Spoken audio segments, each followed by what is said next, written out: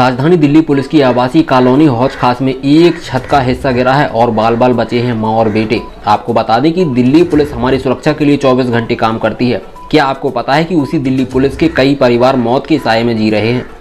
सरकार द्वारा जो उन्हें घर दिया गया है वह इतने जर्जर हालत में है कि हर वक्त कोई न कोई दुर्घटना होती रहती है, जिसमें 2 जुलाई को हौज खास दिल्ली पुलिस आवासीय कॉलोनी में एक ऐसी दुर्घटना हुई जिसमें दिल्ली पुलिस में तैनात सब इंस्पेक्टर के पत्नी और बच्चे की जान बाल बाल बच पाई है। वहीं हैरानी की बात यह है कि लगातार शिकायत के बाद भी दिल्ली पुलिस अपने जवानों के परिवार की सुरक्षा के लिए इन मकानों की रिपेयरिंग का फंड की कमी के कारण नहीं सही करा पा रहे।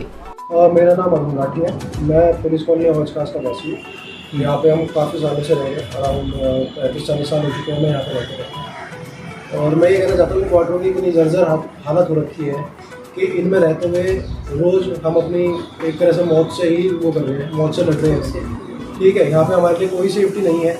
कल रात को मैं सो रहा था, सोते सोते मेरे पूरे रूम का जो है वो पूरा लेंटर गिर गया है, जिसकी कंप्लेंट मैं पिछले साल फरवरी से दे रहा हूँ। अब तक मैं 3 बार कंप्लेंट दे चुका हूँ सिर्फ इसी के रिगार्डिंग कि हमारा पूरा जो क्वार्टर है वो डैमेज हो रखा है, इसे रिपेयर करवाओ या फिर जो भी इसका ऑल्टरनेटिव है वो कीजिए।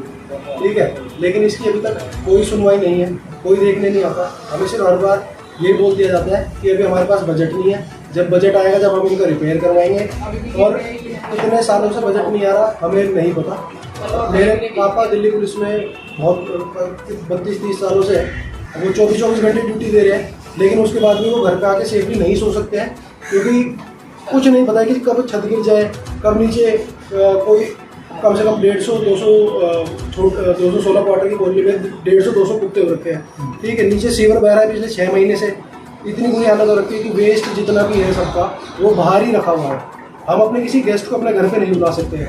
मेरे ऑफिस से दोस्त आने के लिए बोलते हैं, मैं उन्हें मना करके बाहर ही मिलने के लिए बोलता हूँ, क्योंकि हम क्या दिखाएं कि हम पुलिस वाले के बच्चे हैं, लेकिन हम कैसी जगह रहते हैं। हम पुलिस वाले के बच्चे होने के बाद भी पूरी बिल्डिंग डैमेज है, पूरी बिल्डिंग को पेड़ पौधे सब उग रखे हैं। ठीक है, लेकिन इनकी कोई सुनवाई नहीं होती है।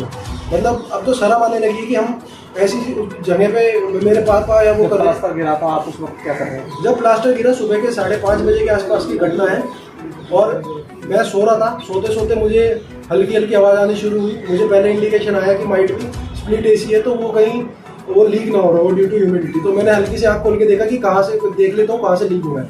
लेकिन जैसे ही मैंने छत की तरफ, अपने लेंटर की तरफ मेरी आँखें गई, तो मैं देख रहा हूँ कि वो पूरा का पूरा लेंटर गिरने के लिए तैयार है, उसमें पेड़ बढ़ती जा रही है। मैंने जल्दी से, मेरी मम्मी मेरे साथ में लेटी हुई थी, मैंने उनको फटाफट उठाया, उनका हाथ पकड़ा, उन्हें भी बेड पे से उतारा। और जैसे ही मैं और मम्मी बेड से बाहर रूम से बाहर निकले, ऐसे ही पूरा का पूरा लेंटर नीचे गिर गया।